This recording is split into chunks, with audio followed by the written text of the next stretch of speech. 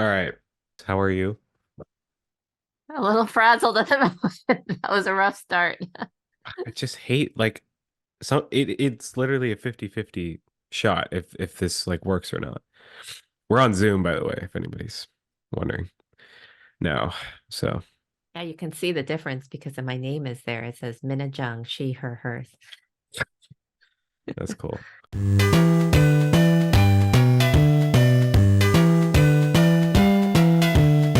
We begin today's episode.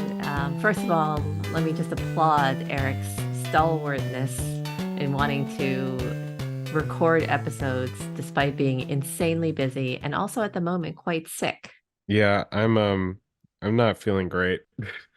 I was on set Saturday and after we called that day, I mean I was outside all day and I think just being and it was really windy and dusty, so I think all that just got to me. So Oh. So yeah, that was not great. I'm not sure it's great for our viewers to hear us in our less than optimal states, but at the same time, you got to respect the work ethic, in terms of wanting to stay on a schedule and get these episodes out. I myself feel like we've built enough of a back catalog that people could actually go back and either re-listen or listen to our old ones, but I do respect your desire to continue making new content and continue pushing our I voices don't out there. I don't give a shit about making content or anything. I just want to like talk about movies. Now Oh, talking about movies with you is now relegated to we have to talk about, well, that's not true. If we talk about it, we have to decide now if it's for the podcast or not. But, either way, it's still a conversation about movies with you. So I don't give a shit about like staying on time. I just want to do it like because I think it's important. So, I find it enjoyable, but then again, I'm about to spend a couple weeks with you, so that's why I felt like I could put it off for this end of semester insanity that you were going through. However, I'm delighted to see you always and forever. yeah. So why don't we start talking?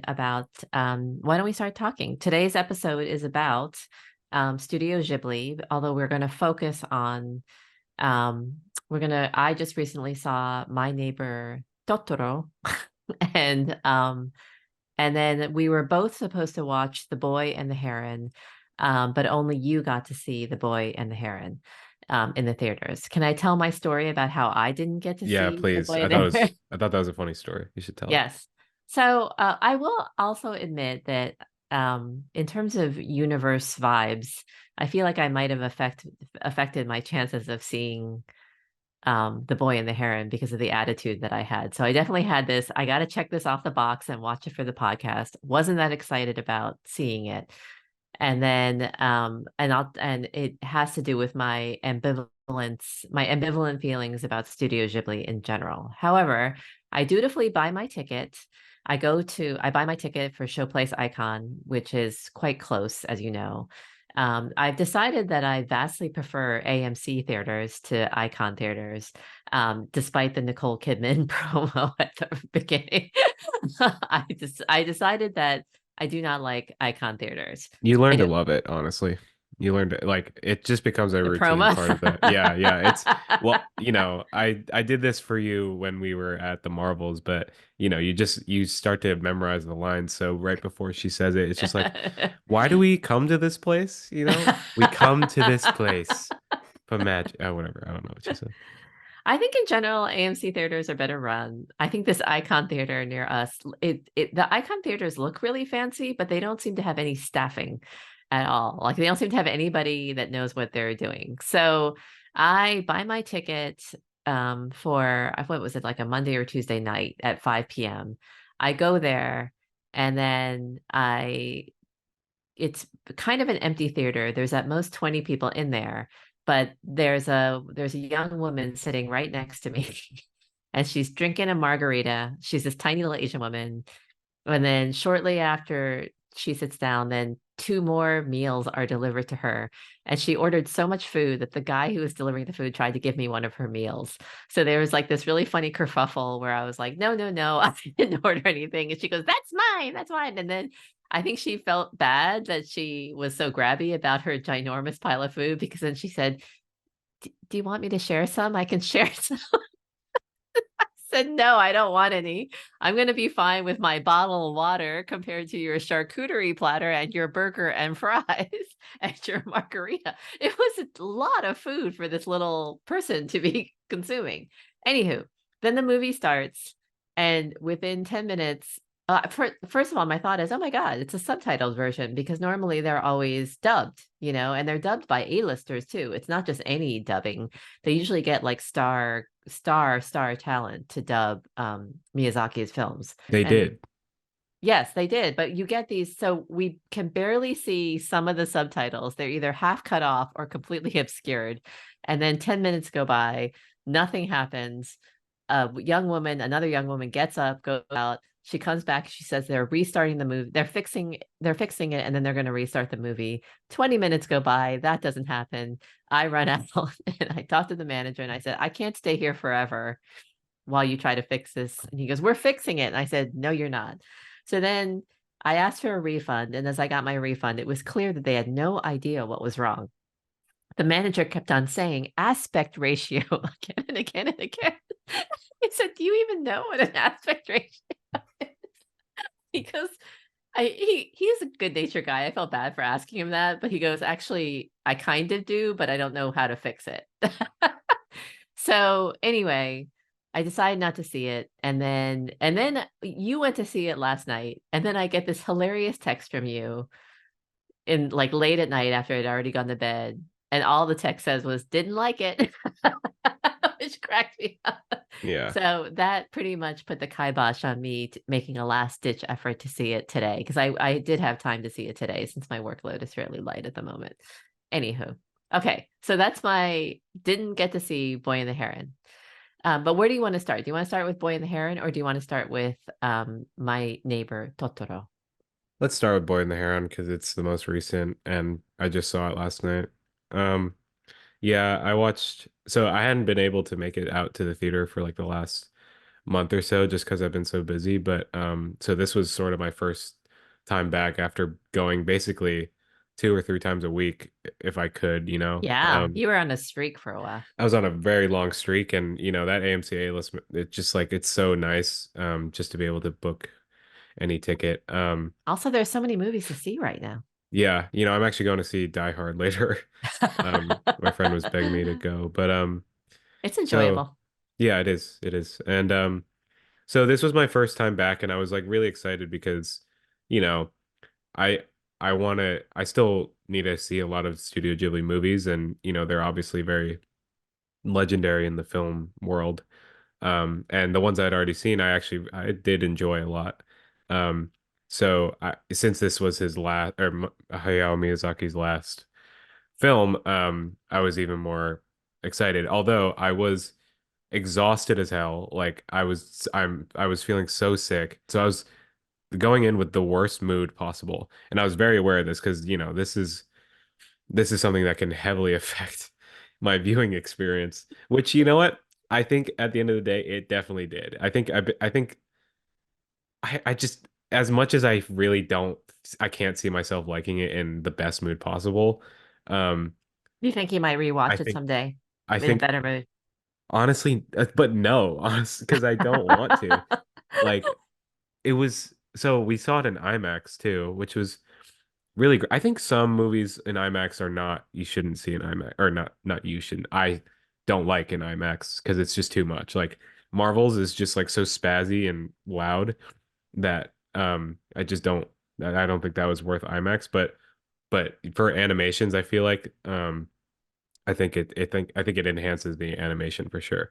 Um, so we saw it in the best. I was in the exact center of the theater. I had the best seat in the house, and so I was even more excited because I was like, okay, this is the prime experience. And then we watched it. I was into it for the first 10 minutes, and then at a certain point, it just dropped off for me completely. I just like I did not know what that movie was about. I mean, I really didn't. Um, and I hated it. There was like I mean, you're not gonna watch it, right?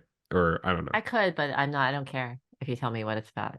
I mean, so, I do know what it's about, actually. I mean, I know the general outline and premise. right, yeah, the premise is he's moving into a new place with his aunt, who is now his father's new partner because his mother died. So he's in a new house, and it's a very beautiful place that's close to like this big tower. With And a heron. with a heron, and there's a gray heron there who sort of roams the place, and it seems to like have some sort of acknowledgement that this boy has showed up and moved into this place. Um, and Mm. so that's what the setup was. And the setup also was that he was just really dealing with this grief of losing his mother because she was burned to death in a house in the because the hospital caught fire that she was working in because of the war. Oh Um, my God, that's yeah, so current. yeah, yeah. I mean, it was really powerful, and in that first 10 minutes, he's really like grappling with that reality. And then he's in this new place with this woman who is his aunt, who he doesn't really like because she looks exactly like his mom, and it's kind of weird that his dad is just dating her sister now. So obviously, you feel for that. And then there's this heron who seems to like have this sort of mysterious vibe about him, like maybe he's gonna go on a journey and the heron's gonna be with him and all that stuff. So that's what it was giving off. But then all of a sudden, like it lost me right when the heron started talking because the heron was like bothering him a little bit, and then all of a sudden it just started like goading him a lot, like, and it has this really the voice actor was so like conniving sounding and like yeah, yeah, yeah, yeah, yeah. You are going to come and you are the chosen one, like and also it had a weird thing where like it had a form where it looked like a heron and then one where like it like sort of puked out like this ugly looking dude like who Ooh. had a big ass nose and like just like looked and he just became like a little short like little guy like who was really gross and I hated him. um and so then they go to this tower and then they go to like this whole other alternate reality and he goes on this journey and like things just sort of happen and like but once that stuff started happening it didn't really feel like it was connected at all to the start of the movie for me, so I was completely lost and I was like all that right then it's just became a huge slog for me. I was like I was so tired so I was sitting there like almost falling asleep, and I was just like waiting for this to be over. I'm like trying to feel like, okay, is this the ending? Oh no, fuck, it's still going. Okay, cool. Like sitting like that's the worst feeling. I really hate sitting through stuff and I'm just like I hate sitting here. Like it's one of the worst things. Um and just things kept happening and I was like, why is that happening? Um and that's another pet peeve of mine is when I don't understand what's going on. Like again, I've said this before, but I'm stupid. I need to know what's going on. I need to know what's happening. Otherwise, I'm not really going to enjoy it. No matter how beautiful the animation is, no matter how beautiful the score is, it's just not going to do it for me if I can't resonate with it in any sort of way. So, and I Wait, felt bad. can I stop you Yes, there? please. Sorry. You've seen examples of avant-garde film, haven't you? Sure. Yeah. Yeah, I mean, you've seen so is it better for you? I guess is it better for you when you have sort of a more explicit disruption of narrative coherency? Like, like in the avant-garde, for example, format, what it feels like you expect the films to be more coherent. When you expect them to be more coherent, like a Studio Ghibli film, and then they fuck with you like that, that's when it sort of makes you more, that's when it's more upsetting rather than something that is from the get-go avant-garde and narratively different. Does that make Yeah, sense? that's true. But then there's like when I compare it to the other Studio Ghibli films, they have that sort of there's those elements of avant-garde, but there's a through line.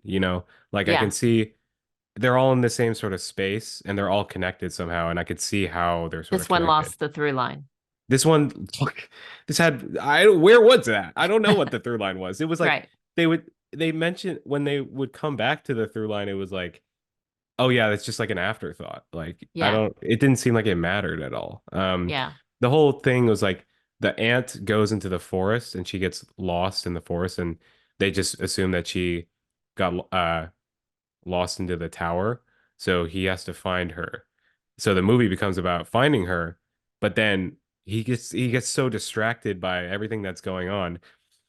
He still has the goal of finding her, but it's like that does that even matter at this point? And then they find her, but then they don't. Then they can't save her, and then this guy show like random. It just felt random to me. So yeah, I don't know. Do you want to before I go more into it because I feel bad. I'm just like rambling, but No, you can. that was really clear, and that actually was a really good case for how this one was more of a departure.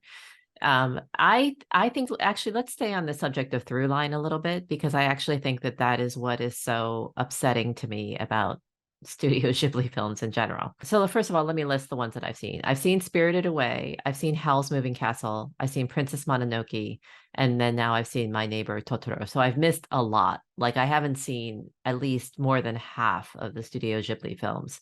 But every time I've seen one, um, you say that there was enough of a through line that they were in the same space.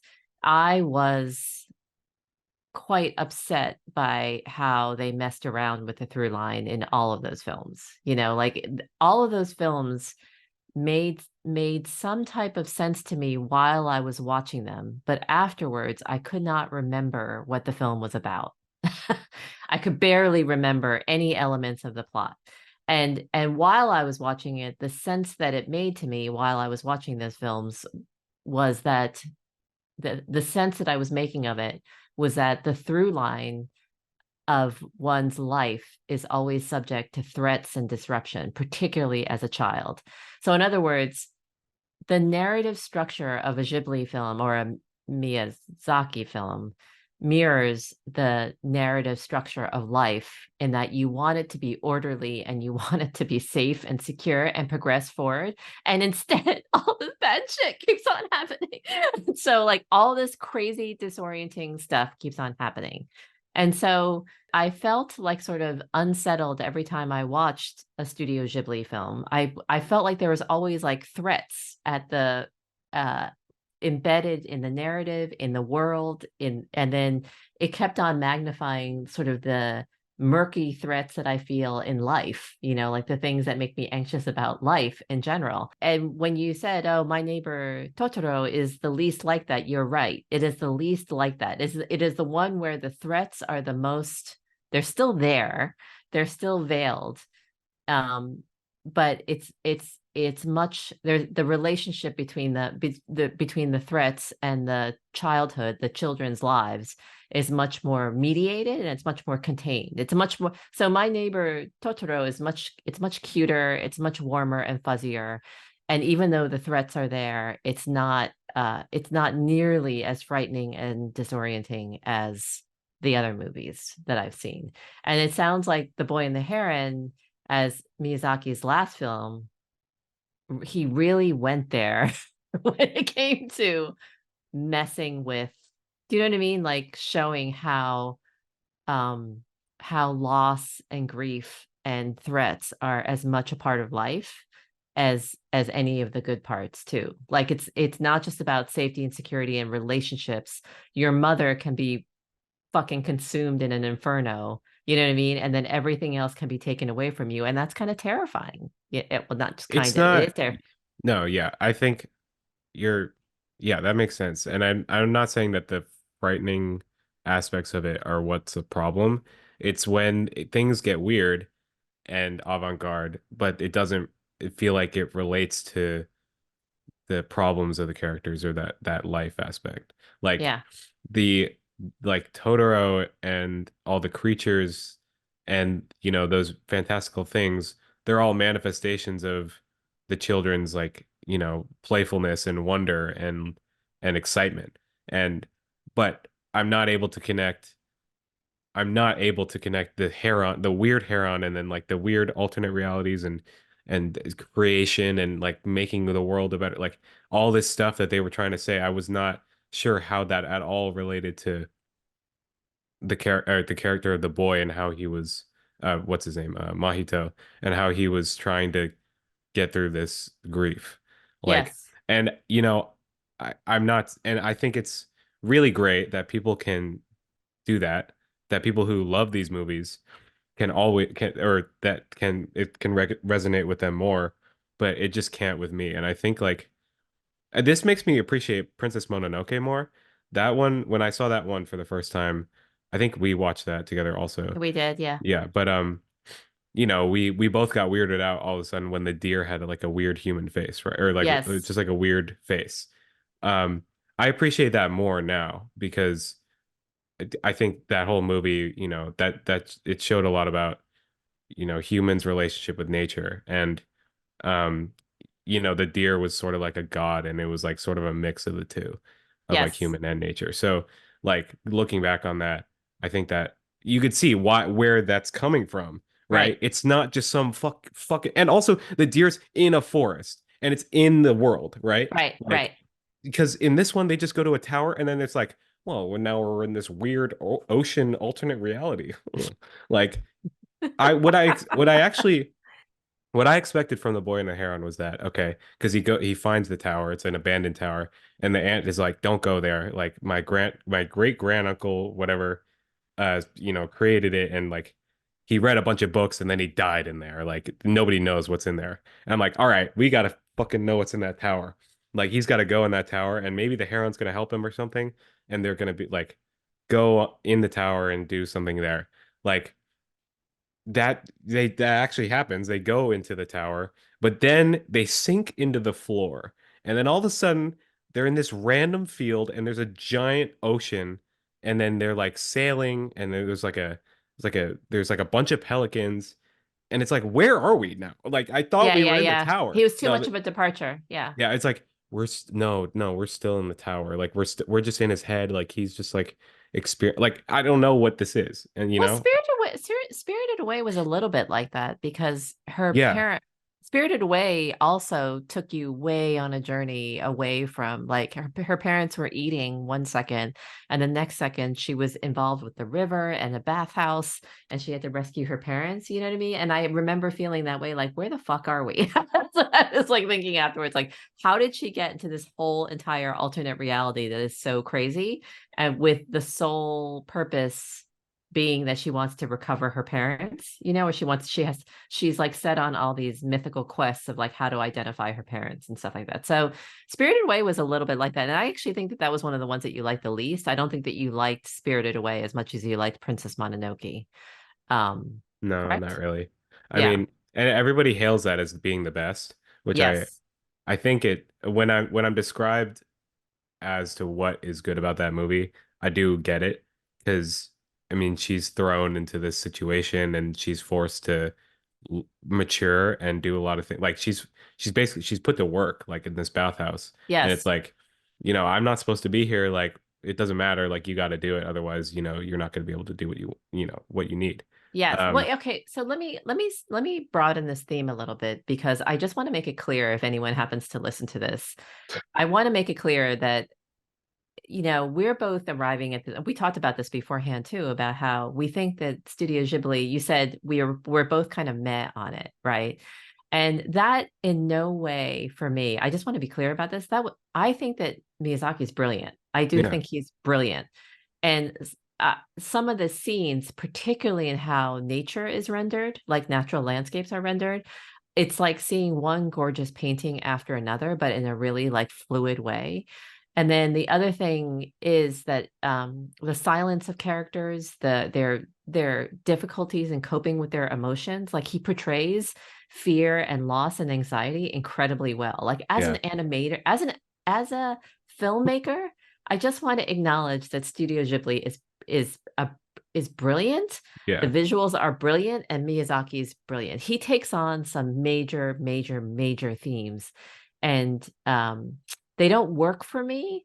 But I think that my ultimate conclusion is that Ghibli's not for me. It's not for me because, and yeah, but it's for me. I think because it amplifies my worst feelings and anxieties, whereas other people, I think, can see it more at a distance, maybe, or appreciate it more, or maybe be in the story without getting frightened by the story, you know? And so I do want to make that point before we go further into discussing individual films. Um, I I I I feel a little bit wistful that I'm not more into this film. You know what I mean? Like I feel like it's one of those things. Part of it is that there's a snob factor to it, which is that it's like a tastemaker thing. You know what I mean? Like, oh, of course you think that Ghibli films are brilliant and, you know, mesmerizing and beautiful, you know? And it's how I used to feel like in college where people said, "What do you mean you don't listen to the Velvet Underground? They're the best band ever." You know? And so there's a certain snob appeal. But the other thing is that when I watch the films, I saw Spirited Away in the theater, and when I watch the films, I am in awe of some of the things that are going on in those films. I am in total awe. Like I think this is a mind and an imagination that is um so Boundless. yes, half the time I'm thinking, by the way, this is so incredibly imaginative and inventive. And half the time I think you're just making shit up out of your Does that make sense? Like half the time I was like, this is so amazing. How could you even think of this? How could you think of like a deer with a human face or you know, that how could you dare to turn your families into pigs? You know, how could you come up with those no-name spirits, you know, those faceless spirits, the one that you had the piggy bank? Um, those no-name spirits are like terrifying looking, you know, like how do you come up with all those things?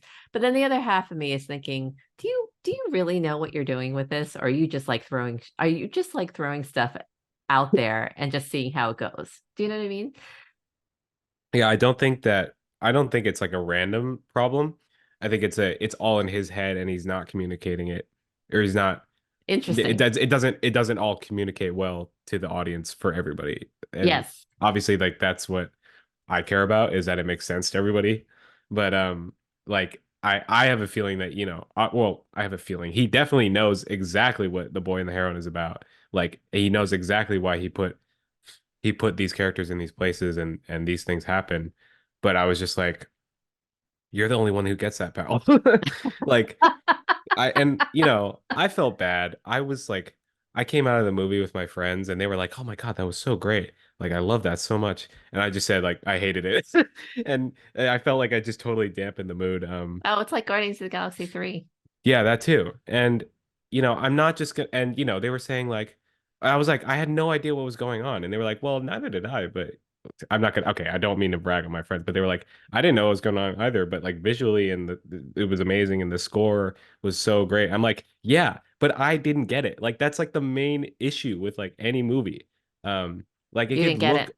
yeah, it could look amazing, but it's not gonna, if I don't get it, then then I don't give a shit, you know? So not to they can enjoy and that's cool and I do yeah but You know what I though? don't think those are points that shouldn't be mentioned because it is like the score was fucking, it was beautiful and the animation is beautiful and I love something about Ghibli characters, the way they react to things, the glints in their Yes. eyes, Yes. um That's what I and mean. The glint, that's a great way to put it. Their reactions to things. yes, Yes. and there's silence. There's scenes of the boy, Mahito, like putting on his shoes, and then he like makes some books fall over. He's got to pick up the books, and you know, like actually animating all those slow movements that maybe would have been skipped in another movie. Like it gets more into, you know, life and what that's really about, and I think that's amazing. Yeah, It's even just without, by the way, even without the subtitles, with just like sort of the Japanese, you know, dialogue playing, I was still struck by the contrast, you know, when he goes to his aunt's place and there's all those old women who are opening up like all the food supplies. And they are also like cackling over him and cooing over him, you know, and the sort of loud cacophony of their chattering com compared with the stillness of his grief and his shutdownness, that to yes, me was a really that to me he does so well. Like he yeah, does so well animating the emotions of characters and scenes and also interactions. Like he there's a pacing thing that goes on with how characters react to each other where you can tell exactly how the characters are feeling. Like Yeah. you see that Mahito, is that his name? Yeah. He's closed down, and then you can see that everybody's sort of reacting to him as they normally would, but they're realizing that it's just bouncing off of him, you Yeah. know? So anyway, When did you drop out of the movie? Like at what point it was did just after he started to try to follow the heron through a tunnel or through something like that. right, right. Yeah. Yeah. See, But that was the part that I liked, yeah, yeah, That I was know. like that was the setup that I liked. I was sitting there though thinking, what the hell is going like I didn't even know that the woman was her was the aunt. I I did didn't know not. that until it was like explicitly said, sort of. You Oh, I thought she was just some random woman that he was sent to live in the country. It was very it reminded me very much of all this, Narnia stories were based on children being sent during World War II to live in the countryside. That's how they discovered the wardrobe.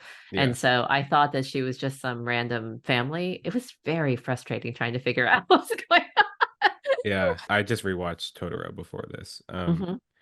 And that and that's all friendly and everything is like, warm and fuzzy, but that's what I like. Um, but You're more sheepish about it though. You look a little you just rolled your eyes. Like you feel a little bit sheepish about wanting more narrative coherence. Right. yeah, I know because like there's a part of me that just feels upset that I can't like resonate with darker or more abstract things. Um, Same, but dude. there's nothing. But I don't know. Totoro just was perfect in that sense. I mean, like, and also it just arguably, I think it introduced some of the elements of the abstractness and weirdness better. So yeah, in Totoro, you start off they enter the home, and then immediately when they open that kitchen door, like the dust bunnies, like they all scurry into The the soot corner, sprites. the soot sprite, whatever. Um, and like that's the first indication that this is like a little fantastical movie, Yeah, yeah, yeah. it's very early on. So, and it just builds from there. Like first you see those, and then you see the little white Totoro guy, and then you see the blue guy. They're just like trying to get acorns and stuff because Yeah, the nanny also told them that they come around and all that stuff. She saw them when she was little, like there's establishing there, and yeah. then um we get Mei Mei going into the forest, and then she goes down this path. It's like very natural, this huge tree. It's like very ancient feeling. And then you see this like big furry monster, which is like, so it eases you into it way more, I think. And then that crazy cat bus thing, like, Yeah. so at that, what by the time the cat bus comes in, it's like, okay, this is just so fun and endearing. Like, I can't not like what's going on. But the boy and the heron, it just was abrupt and nasty and confusing, and because it didn't connect for me. Yeah. Sarah said, Sarah. Sarah said that the worst thing about The Boy and the Heron was Sorry, that you should probably what's her name? You mentioned Sarah a lot. Like, what's her full name? And like her name she's is a Sarah Mars, and she is the deputy editor of LaneyGossip.com. And she's also a film critic. She's a member of the Chicago Film Critics Circle amazing. or League. We should just cite her because she's a great Yes. reviewer. Sarah, yeah, Sarah Mars. But she's Sarah at LaneyGossip.com. Anyway, she's my favorite film reviewer. She also emails me back whenever I email her about something, which I really appreciate. And I love how she writes about movies, and I love how she also writes about TV too. She's great at all things narrative, all forms of entertainment. However, she said that the most upsetting thing about The Boy and the Heron was that the bird had teeth, like human teeth. And as soon as I read that, like this was ages ago when she first saw it. As soon as I read that, I was like, I don't want to see a bird with human teeth. That's really upsetting. But anyway, getting back to my neighbor Totoro, um, I agree that the fantastical elements were better introduced and also better contained. Like they were contained in a way, but they still were there still was that feeling of vague, like when they're waiting for the bus and their dad hasn't shown up because he missed the bus. You can feel the anxiety building. They're like, it's pitch black, it's raining like crazy, right? And they're waiting and waiting for their dad in the middle of what looks like a forest. Do you see what I mean? Like it gets scarier and scarier, and then you see this fantastical cat bus draw up, and you don't quite know how to react at first, but then it turns out to not be a threat at all, and then at the end it turns out to be a savior. So I think at the beginning, that was a fairly early film, I think, My Neighbor Totoro. I also think that Totoro is he that is the symbol for Ghibli, so I think it's like the main icon for Studio Ghibli. So I think that Yeah, it must be in so many ways, My Neighbor Totoro is considered to be the most representative, of all the imagery and and I think that everything else was sort of for like different types of fantastical forays into like concepts and different storylines and different types of narratives. But My Neighbor Totoro felt like the kernel of Studio Ghibli, and as the kernel, I liked it the most. I yeah. did like it the most. I didn't love it. I thought that May was irritating as hell. I thought that she was like crazy irritating. The first Um, time I watched it, I was put off because I just think that children sound annoying. Especially yes, which version did you watch? Did you watch English or Japanese? English actually. It was the Oh, only one okay. that was available on HBO, I think. No, you see, that's funny because I searched it up and accidentally started watching English, but if you search the full title, then they It changed it brings so up, that yeah, they changed it so that they have the Japanese version separate. But even then, like the voices, like they yell and they scream, and it's like it was really annoying the first time. yeah, But rewatching the second time, I think it makes their performances are very authentic, yeah, yeah. which I like. And obviously, annoying children trope is Yes, annoying, annoying children trope. but But like, but they make it really cute in this movie, I think. yeah, there were so many things I actually really liked about Totoro, even though I wouldn't say that I love the film overall. So, number one, I loved how the house in the country was rendered. Like, I love the fact that they were just moving into this rundown old ass house. But number one, it still had these like very classic Japanese elements. It's like they just decided from the get-go, especially given their dad's calm acceptance of everything that was going on. It's like they just decided we are just going to be at harmony with our surroundings. And if our surroundings are this old, rural, falling down house, we will just move in there and this is our life now. Do you know what I mean? Like, and so that then extends to the forest, right? Where it's this massive forest, which would be terrifying in other contexts, like this murky forest with twisty tunnels through it. But the dad was basically like, no, this is about again being in alignment with nature, with the circumstances that we find ourselves in. That theme to me, by the way, resonates beautifully. Like it resonates beautifully. It's like let's understand that not everything is going to go right. Your mother is sick, she's going to get a cold and she can't come home this weekend. Let's acknowledge that not everything is going to give you that sense of safety and security, but let's try to be as in harmony and in alignment as much as possible with our circumstances and our setting and our surroundings. That to me, Eric, is kind of beautiful. Like it is a really beautiful idea. So I loved how the house was rendered. I loved like the mundane things about sleeping mats under the mosquito netting and the way that they were preparing food. I was laughing a little bit at the cultural shock of them all taking a bath together, which I know is so common in Yeah, me Japan. too. Me too. But at the same time, you're thinking, oh my God, that would not fly in America at all. Just sitting in a big old tub of water together. And then I love again, the scenes of outdoors and like the sky. I love how Miyazaki's does skies. I think they're stunning, actually. I think they're gorgeous how he does skies. So there's so many things that I think are brilliant about him as a filmmaker. But I don't think that I think it stokes my anxiety and fear too much. And the absolute perfect parallel for me in terms of how I feel when I'm watching a Studio Ghibli film, I feel like it's a dream that's bordering on nightmare.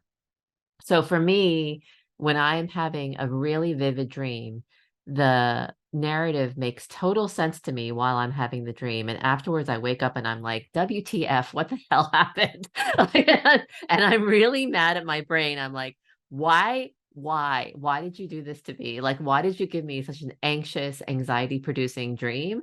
And like, why did you have all these crazy things happen? And so many of those themes about things that I hate in my most anxiety like ridden dreams are present in Miyazaki's films. Like for example, it's when people try to tell people about these threats. They try to tell people that there are these scary things happening, or they try to make sense of it all. And either the adults seem oblivious, like they seem totally oblivious, and the adults being oblivious is a terror. That's one of the most terrifying things that a child can experience, is that an adult will not believe you. And as a matter of fact, I don't know if you know this, but Sesame Street, that giant character Snuffleupagus, the big hairy elephant dude. You don't remember Snuffleupagus? No, I don't. Oh, well, anyway, Snuffleupagus is this big hairy elephant dude, and for the longest time, only the children could see Snuffleupagus, and none of the adults on Sesame Street could see Snuffleupagus. And finally, Sesame Street got research that showed that it was traumatic for kids to not be believed that Snuffleupagus existed. Yes, it was traumatic That's for kids. So they that's finally made scary. him visible to adults. That's crazy. Yes. And so He's terrifying. What the fuck? that's the interesting thing about Totoro, by the way. The parents never have to see Totoro, never have to see him. And yet they still have this calm acceptance of the fact that he might exist. That is a beautiful gray area of that story. Do you know what I mean? That's a Yeah. beautiful gray area because, in fact, what's her face? I forget what the older child's name was. She Satsuki. Satsuki says, nobody else can see the flying cat bus. And he was like, no one else can see it. But when she tells their dad about seeing Totoro, when she tells everybody, they're like, oh yeah, we saw them too when I was a child. That's really cool. That's really cool. I mean, it was great that they made both of the kids be able to, like, first it was only Mei Mei that could see it, and she was upset that she didn't think that the others or her family believed her. Yes. But then Satsuki Satsuki. sees Right. Totoro, and that was a really great moment. And I think because they're both going through the same thing, with their mother and like Yes. moving into a new place. Um, and Mei Mei, I love that, like in the beginning when they're getting settled in the house, like Mei Mei just copies everything that Satsuki does, and Yes. like that's just such a big sister little sister thing. And then another thing is like the music for this movie. The music is what brings what takes away any sort of like nightmare sort of element of this film, Yeah. because it's so enchanting and it's very playful, and when things go wrong, think that's it communicates more like normalcy of like living. Yeah. Like things will just go wrong because that's what happens. I bet I don't know if Annie has seen this, but I bet Annie would relate to, like, when I went off the bus in kindergarten or something. Like I don't think it's she would like, have won. I think all of the Studio Ghibli films would stoke her anxiety to like the highest degree. But yes, yeah. it would remind her of that incident for Yeah. sure. I mean, but we look back on that and it's like a funny story, but in the moment it's very anxiety inducing. But um they they're just able to communicate that what you were saying about them being at peace with things and harmonizing with things Yeah, yeah. was really something that I think they sold. Because there's not much plot in the movie. No, there's not. There's not like an inciting incident. It's not like a narrative sort of structure. It's just like existing and making peace. I mean, but if they didn't have the things that had the trouble of the story, like the mom being sick, or m- making peace with being in a new home, or Mei Mei being upset about, like not being able to be at the school and stuff, like all those things are just real things. Yeah, So, and and also another thing, like Totoro and all those creatures and stuff, silent. They don't talk. There's I know. no dialogue at all. They just like she says Totoro because it was the name of a troll in a book or something, but also Yeah. because he made that sound. He was like, oh, oh, oh. He was like, Right, right, Totoro. right. Oh, yeah. Right. Um, they're just funny. They're funny and cute, and like and the cat bus is awesome too. Like the move, ugh, that's so well animated. It But is well animated. But I'm thinking of the other Ghibli movies I've seen. A lot of those other characters are just talking, and it's like it muddies the waters because it's like, is this like, are they like people? Are they real? Are they manifestations of something? I think there's that character No Face from Spirited Away, and that's why I feel like that's one of those.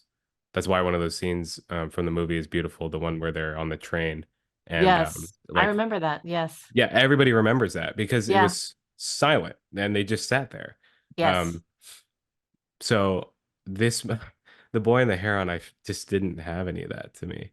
It had Yeah. that silence in the beginning, but then throughout the movie, it was like they just tried to speak at me, like these things. It's funny because I was sitting next to my friend and the title comes on for The Boy and the Heron and she's like the Japanese title and she's like that's not what it says. And then I asked her after what it meant and she said because there's a part in the beginning where he has a stack of books, he tumbles them and then he picks up a book that says um how do you live, I think it's called that. And it's from his mom. Or it's like there's a note in there from his mom that says for older Mahito. And then he decides to read the book. And we don't know at all what the book says or anything. We see him reading it and we see him crying while he reads it. Um, but that's what the movie's called. It's How Do You Live? So that's another thing too, because that threw me off. This like the English title is The Boy and the Heron, but I hate it. Like the relationship between the boy and the heron, like I didn't give a shit about it. Like they were supposed to be friends by the end. Did not get that at all. Like they just said that they were friends, and I didn't see how that relationship really changed. Just Yeah. because he buried a pelican, sure, okay. But he's still kind of weird. So All right. So let's wrap up by talking about our order of movies that we like. So in my ranking would be My Neighbor Totoro. I actually would put Howl's Moving Castle, even though I don't remember much about it, just because I enjoyed watching it. Spirited Away actually would be third, and then Princess Mononoke would be last. I didn't love that movie at all. that's So funny. I just remember it as being quite bloody. So what's your ranking? I would put Totoro, Mononoke, Spirited Away. Hmm. Um, which You one? did see Howl's Moving Castle, but Howl's Moving Castle. you Yes. were very little when you saw it. Yeah. No, I saw it again Oh, 2 years ago, I think. uh-huh. Howl's Moving Castle and then Boy and the Heron. Howl's Moving Castle was somewhat enchanting. I liked a lot of the things that were in that movie. But I thought Howl was creepy, and then I thought like that they had a couple scenes of dreams or alternate, places where things got abstract that again didn't connect. No, I forgot I saw The Wind Rises, which was about Oh, the guy who makes the planes. uh-huh. That I liked that, but it was so long. Like so long. Okay. Totoro, Mononoke, Spirited Away, Wind Rises, Howl's Moving Castle, Boy and the Heron is my ranking. Okay, good. Anyway, um, I hope that you feel better soon. Yeah. I'm grateful that we did talk about it because it's always fun to talk about movies, even movies that we don't like very much. And Sorry I to any actually, Studio Ghibli fans out there. I know yeah, I there's mean, many. So. yes, I know that there's many. The other young woman who's trying to get the projector fixed or the whole projection experience fixed, she asked me, what I thought about Studio Ghibli, and I told her. And then she said, "Don't you think that it's amazing that love is always portrayed in a friendship form and not in a romantic form? I mean, as a woman, I really appreciate that." And I'm like, okay. I felt like saying, okay, I felt like saying to everybody, you can have your opinion. You can be a rabid Studio Ghibli fan if you want to. I said, I just don't happen to be in that particular circle with you. You know what I mean? Like I What is she appreciate. talking about? Also, has she seen Mononoke? Yeah, I It's don't so know. funny. Like he gets this amulet from this girl who like definitely likes him, and then he sees the girl Kaya within 5 minutes and then I hope gives she her has that not looked. amulet. I hope she has not looked up our podcast because she asked me about the podcast. I hope she's going to hear Oh us yeah. busting on her. Anyway, Fuck okay. you. I'm just kidding. Anyway, Um, I think that this was still a really fun discussion to have, and I totally acknowledge Studio Ghibli's brilliance. And I kind of want a Totoro stuffed plush toy the same way that I wanted my Appa plush toy that I always lay Dude, my yeah. head. That there's Yeah. a reason why it's such a Yes. staple character. So cute. But anyway, I love you. I hope you feel better. Love you too. And I'll see you in maybe a week, Yeah. right? Yeah, I'll be back in a week. And maybe next time, but you want me to ditch Squadcast and let's see I how don't this one. know. We'll try it again next time. If it doesn't work, I want to ditch this whole thing. If this turns out well, I don't know how this recording is going to look, but if it turns out well, then we'll just do this because it's so much easier. Okay.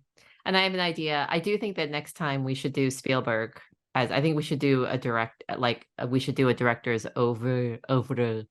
So I think that we should do Spielberg because we've seen a lot of Spielberg movies, but I think that we should add Schindler's List to that list of movies because I've seen almost every movie that Spielberg has made, and I am very, very precise about the thing that bugs me about Spielberg, and I'm also really precise about why I think he's brilliant. But anyway, I think it's time we did Spielberg. That's Perfect. my We could do that. okay. All right. Love you. Love you too. Okay, Bye. bye. Bye.